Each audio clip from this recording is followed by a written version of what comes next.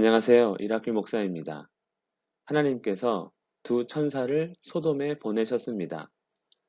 창세기 19장 1절에서 11절 말씀입니다. 하나님께서 보내신 두 천사가 소돔에 도착했습니다. 마침 아브라함의 조카 롯이 보고 아브라함이 하나님을 영접했듯이 그들을 영접합니다. 내 주여 돌이켜 종의 집으로 들어와 발을 씻고 주무시고 일찍이 일어나 갈 길을 가소서.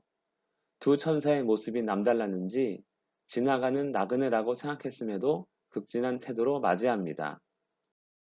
롯이 간청하자 두 천사는 롯의 집에 들어갑니다. 그리고 롯이 대접합니다.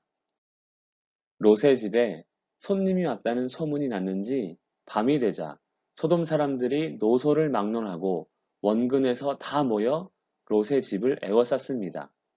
이유가 무엇입니까? 우리가 그들을 상관하리라. 바로 동성 간의 성폭행, 그것도 집단 성폭행을 하려고 모인 것입니다. 롯의 집에 온 손님이 누구인지도 모르면서 오직 성관계를 갖기 위해 많은 사람들이 모여들었다니 참으로 놀라지 않을 수가 없습니다. 창세기 6장의 모습은 비교할 수 없을 정도의 심각한 죄악입니다. 상상을 초월하는 소돔의 죄악, 이로 인해 하나님께서 오지 않을 수 없는 것입니다. 두 천사를 상관하려는 소돔 사람들에게 롯이 제안을 합니다. 내게 남자를 가까이 하지 아니한 두 딸이 있노라. 당시 여자를 하찮게 보는 시대라 하여도 두 천사를 보호하려는 롯의 판단은 정상이 아닙니다. 즉, 소돔에 거하며 소돔 사람들의 영향을 받은 것입니다. 이것이 죄악의 무서움입니다. 처음에는 심각하게 느껴도 점차 익숙해지면 더 이상 죄로 느껴지지 않게 되는 것입니다. 하지만 소돔 사람들은 롯의 제안을 거부합니다.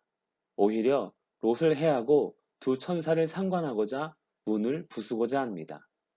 다행히 두 천사가 롯을 집 안으로 끌어들이고 소돔 사람들의 눈을 어둡게 해 위험을 넘깁니다.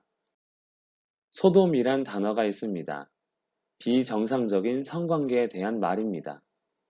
소도미의 어원이 소돔에서 온 것입니다.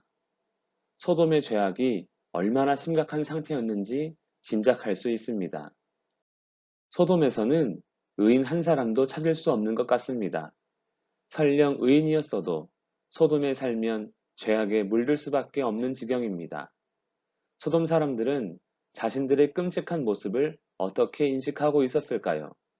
소돔의 죄악을 보며 죄를 두려워하고 우리는 죄에 익숙한 것은 없는지 살펴보며 우리에게 심판이 아닌 구원의 길을 보여주신 하나님께 감사하며 사는 우리 모두가 되기를 원합니다. 기도하겠습니다. 살아계신 하나님 아버지, 죄를 두려워하고 하나님을 온전히 경외하게 하옵소서. 예수님의 이름으로 기도합니다. 아멘.